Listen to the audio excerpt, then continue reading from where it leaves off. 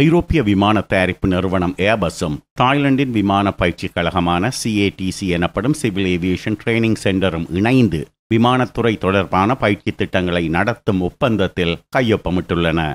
இந்த கூட்டு பயிற்சி திட்டத்தில் விமான பராமரிப்பு, ஏர்கிராஃப்ட் மெயின்டெனன்ஸ் மற்றும் விமானிகளுக்கான பயிற்சி, flight training courses for pilots ஆகியவை இடம்பெற உள்ளன. ஆசியாவில் விமானத்துறைக்கு தேவையான பைலட்ஸ், என்ஜினியர்ஸ் அண்ட் மெக்கானிக்ஸ் ஆகியோரை சர்வதேச தரத்தில் உருவாக்குவதே இந்த கூட்டு பயிற்சி திட்டத்தின் நோக்கம் என தெரிவித்துள்ள ஐரோப்பிய விமான தயாரிப்பு நிறுவனம் ஏர்பஸ், இந்த பயிற்சிகளை உலகத்தரத்தில் கொடுப்பதற்கு ஐரோப்பாவில் ஏராளமான MRO மையங்கள் உள்ளன.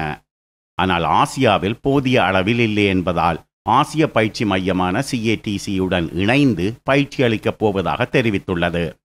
ஏர்பஸ் MRO என்று குறிப்பிடுவதன் விரிவாக்கம் aircraft maintenance, repair and operations facilities. ஐரோப்பிய விமான தயாரிப்பு நிறுவனம் ஏர்பஸ் ஆசிய விமான பயிற்சி நிறுவனத்துடன் இணைந்து கூட்டு பயிற்சிகளை ஏற்பாடு செய்ததன் பின்னணியில் 2 முக்கிய காரணங்கள் இருக்கலாம். முதலாவது, ஏர்பஸ் நிறுவனம் விமானத்துறையில் ஏற்படவுள்ள மாற்றங்கள் தொடர்பான கணிப்பீடு ஒன்றை செய்து 2018 குளோபல் ஏவியேஷன் சர்வீஸ் ஃபோர்காஸ்ட் என்ற அறிக்கையை கடந்த ஆண்டு இறுதியில் வெளியிட்டது. அதில் ஆசிய மற்றும் பசிபிக் பகுதிகளில் விமானத்துறையின் வருங்காலம் எப்படி இருக்கும் என்று கணிப்பீடு செய்யப்பட்டிருந்தது. ஏர்பஸ் நிறுவனத்தின் சொந்த கணிப்பீட்டின்படி ஆசியா மற்றும் பசிபிக் பகுதிகளில் விமானத்துறையில் அடுத்த 20 ஆண்டுகளுக்கு 2,20,000 புதிய விமானிகளும் 2,60,000 ஏர்கிராஃப்ட் மெயின்டெனன்ஸ் பணியாளர்களும் புதிதாக தேவைப்படுவார்கள் என கணிப்பிடப்பட்டிருந்தது. அந்த எண்ணிக்கையில் விமானிகளும் ஏர்கிராஃப்ட் மெயின்டெனன்ஸ் ஆட்களும் புதிதாக பயிற்றுவிக்கப்பட்டால் தானே ஏர்பஸ் நிறுவனம் அதிக விமானங்களை தயாரிக்க முடியும்.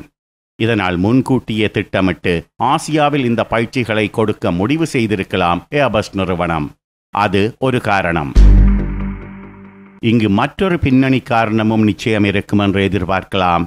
அது என்னவென்றால், ஆசியாவில் புதிதாக பயிற்சி கொடுக்கப்பட்டு விமானத்துறையில் புதிதாக பணிபுரிய வரும் ஆட்கள் ஏர்பஸ் தயாரிப்பு விமானங்கள் மற்றும் உபகரணங்களில் பயிற்சி பெற்றே வரப்போகிறார்கள்.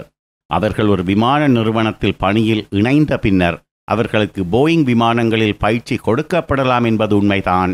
ஆனால் ஆரம்ப பயிற்சி ஏர்பஸ் விமானங்களில் கொடுக்கப்பட்ட பயிற்சியாக இருக்கும். இது ஏர்பஸ் நிறுவனத்துக்கு எங்கே கை கொடுக்கும் என்றால், ஆசிய விமான நிறுவனம் ஒன்று, உதாரணமாக சிங்கப்பூர் ஏர்லைன்ஸ் அல்லது மலேசியன் ஏர்லைன்ஸ், வருங்காலத்தில் 100கணக்கான எண்ணிக்கையில் விமானங்களை வாங்க திட்டமிடுகிறார்கள் என்று வைத்துக் கொள்ளுங்கள். அப்போது அந்த விமான நிறுவனங்கள் தம்மிடமுள்ள ஆட்களை மட்டும் வைத்துக்கொண்டு அனைத்து புதிய விமானங்களையும் இயக்க முடியாது. வெளியே இருந்தும் ஆட்களை எடுக்க வேண்டும்.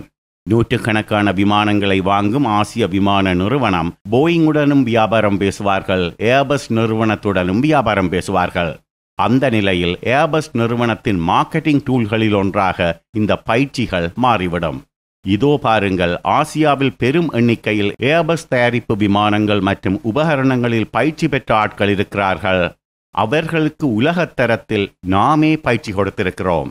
இதனால் ஏர்பஸ் விமானங்களை நீங்கள் வாங்கினால் பைலட் ட்ரைனிங் பயிற்சி கொடுப்பதற்கான செலவு பெருமளவு குறையும்.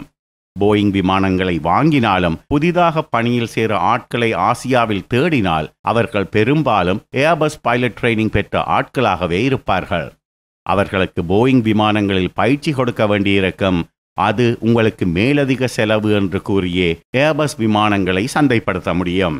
விமான வர்த்தகத் துறையில் ஒவ்வொரு காரியத்துக்கு பின்னாலும் ஒன்றுக்கு மேற்பட்ட காரணங்கள் இருக்கும்.